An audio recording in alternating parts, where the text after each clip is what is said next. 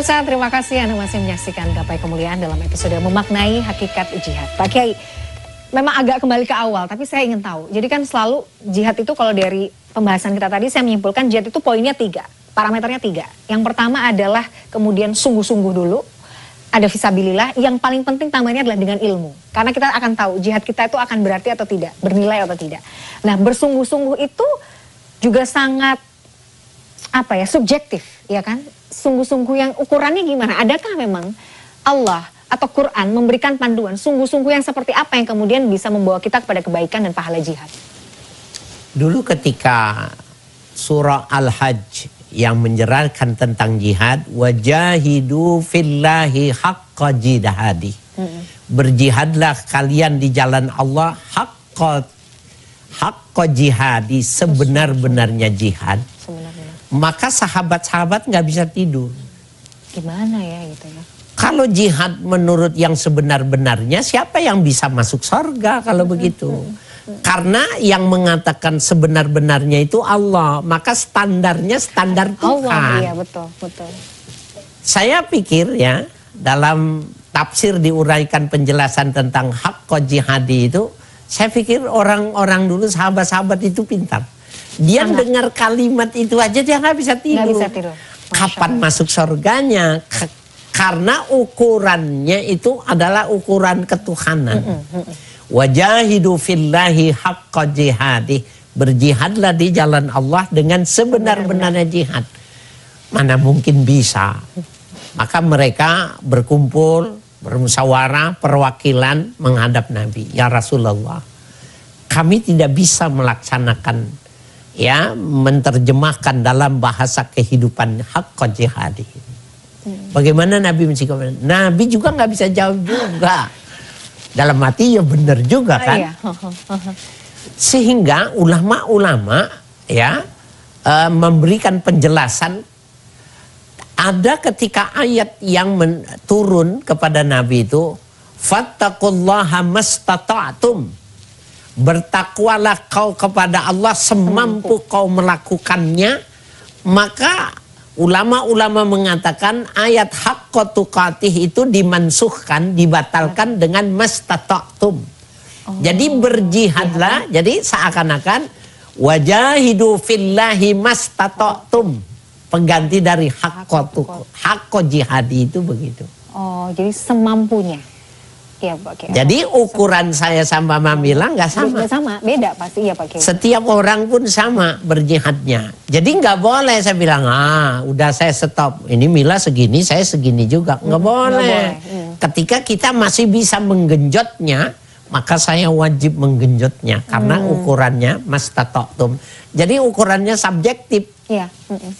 Sesuai sangat, dengan sangat tergantung dengan kemampuan si orang ini kan Pak Kiai. Ya. Dan Allah paling tahu lah. Allah kan juga yang menciptakan kita, yang paling tahu karakter kita. Bahwa ya manusia tuh kan dengan limitasinya, dengan keterbatasannya, ya Allah pasti melihat lah. Bukan pada keterbatasan kita, tapi bagaimana proses kita untuk mencapai apa yang Allah mau kan, yang sebenarnya Allah lihat kan Pak Kiai gitu. Usaha kita seperti apa kan gitu ya. Jadi iya sih. Artinya sebenarnya ketika belajar konsep jihad tuh ada optimisme yang sebenarnya di dalamnya. Bahwa Allah itu maha baik, kita bisa dengan cara kita masing-masing kita bisa mendapatkan pahala jihad kok insya Allah. Bisa. Nah Pak Kiai, tantangan terbesar di era saat ini tuh dalam berjihad seperti apa ya kalau menurut Pak Kiai? Kita dianggapnya orang yang kaku. Kondisi sekarang. Kemudian kita berjihad kalau kita tidak bisa mensiasatinya, kita dianggap itu ketinggalan zaman gitu loh. Dalam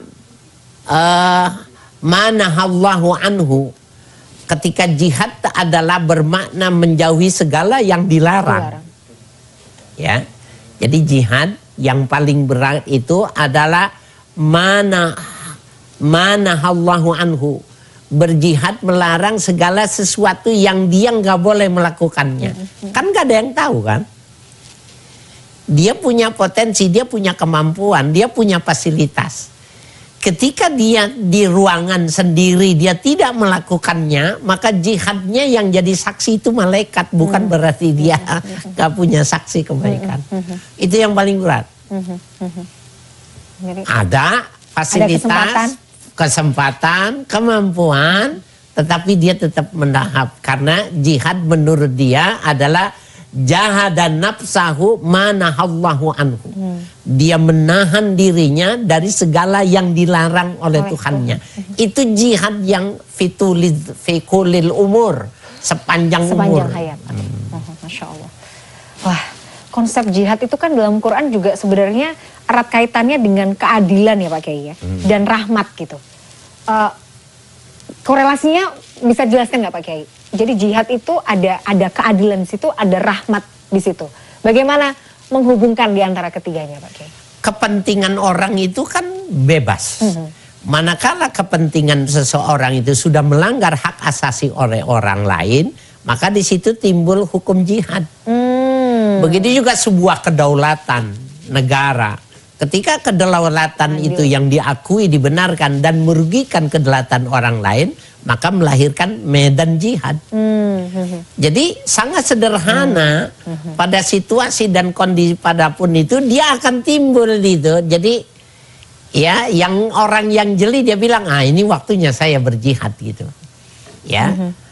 Jadi bisa sangat memungkinkan seperti itu. Nah, ini menarik Pak Kiai. Kan memang itu tadi ya konsepnya. Bahwa jihad berkaitannya sama keadilan itu. Ada situ, ada ketidakadilan yang memperbolehkan kita melakukan jihad. Nah, itu yang bisa, itu yang juga sangat sangat apa ya? Itu bisa menjadi landasan buat orang-orang yang tadi ya, yang kemudian berpikirnya radikalisme karena merasa negara dalam pandangan mereka mungkin ya, negara tidak adil kepada rakyatnya. Pemimpinnya zolim kepada rakyatnya dan kita punya hak untuk melawan gitu dengan cara-cara yang seperti itu. Nah, berarti yang kemudian salah caranya atau pemahamannya juga Pak Kiai yang juga kemudian bisa salah gitu. Kalau caranya iya sih, dua-duanya iya sih. Caranya kan bisa karena bisa melukai orang lain gitu. Actionnya kan kekerasan bisa berdampak juga pada orang lain ya gitu. Tapi pemahamannya juga bisa salah. Bisa jadi, ya bisa jadi pemahamannya yang salah. Tidak mau komparasi. Ada 7 golongan, sab'atun fi zillillah yauma la zilla illa zilluh. Ada 7 golongan dalam naungan Allah yang pada saat itu tidak ada naungan, cuma satu naungan Allah. Kan berarti dia selamat tuh. Aman itu karena dia dinaungi oleh Allah. Nomor 1 itu imamun adilun, bukannya orang alim. Bukannya orang alim, bukan orang cendekia, bukan kiai, bukan syekh, bukan ustadz, bukan. Imamun adilun, imam yang adil. Apa hebatnya dia kok sampai dijadikan nomor 1 dan dia lebih dahulu masuk surga sebelum orang alim. Orang alim, alim ulama. Kenapa? Karena kebijakan dia, ketetapan dia, tanda tangan dia memberi pengaruh secara besar-besaran, masif jadi keuntungannya. Begitu juga kalau dia menandatangani yang salah, kebijakan yang salah, dosanya luar biasa karena lipatan dari penderitaan yang diterima orang lain gitu. Oh, jadi kita harus hati-hati juga ya Pak Kiai dalam memaknai jihad juga gitu ya. Itu tadi pentingnya ilmu, pentingnya uji komparasi gitu ya. Betul. Mencari guru sebanyak-banyaknya itu juga penting dalam memperkaya dan mematangkan pandangan kita terhadap jihad ya. Benar. Ulama mengajarkan kalau ngaji jangan puas cuma satu guru. Iya, betul. Kalau bisa punya guru 1000. Betul, Masya Allah. Kalau nggak bisa 1000, 100 lah. Kita lihat biografi ulama-ulama besar itu. Berguru kemana? Gurunya itu ratusan. Baik. Nah, itu menunjukkan bahwa kecerdasan seseorang, kaliman seseorang pada saat dia membutuhkan banyaknya guru sehingga dia tidak merasa bahwa apa yang dia merasa cukup dengan apa yang dia pahami. Oke, Masya Allah. Itu penting. Masya Allah, itu penting. Luar biasa Pak Kiai. Terima kasih jazakallahu khair ilmunya hari ini. Pembahasannya luar biasa. Banyak hal yang baru, banyak hal yang juga menambah hasanah pengetahuan kita. Mudah-mudahan bisa menjadi manfaat, menjadi amal jariah juga untuk guru kita yang sangat kita banggakan ini. Semoga Allah jaga Pak Kiai, amin ya rabbal alamin. Pemirsa, tidak terasa usai sudah perjumpaan kita dalam program Gapai Kemuliaan hari ini. Semoga kajian hari ini membawa manfaat, membawa kebaikan, dan Allah Azza wa Jalla senantiasa mudahkan kita semua untuk menuntut dan bersemangat dalam menuntut ilmu agama. Amin. Terima kasih atas perhatian Anda. Saya Mbak Rahma dan juga Kiai Haji Haris akan undur diri. Insya Allah kita akan jumpa lagi pada episode yang akan datang. Subhanakallahumma wa bihamdika asyhadu an la ilaha illa anta astaghfiruka wa atubu ilaik. Wassalamualaikum warahmatullahi wabarakatuh. Sampai jumpa. Waalaikumsalam. Terima kasih Pak Kiai. Alhamdulillah.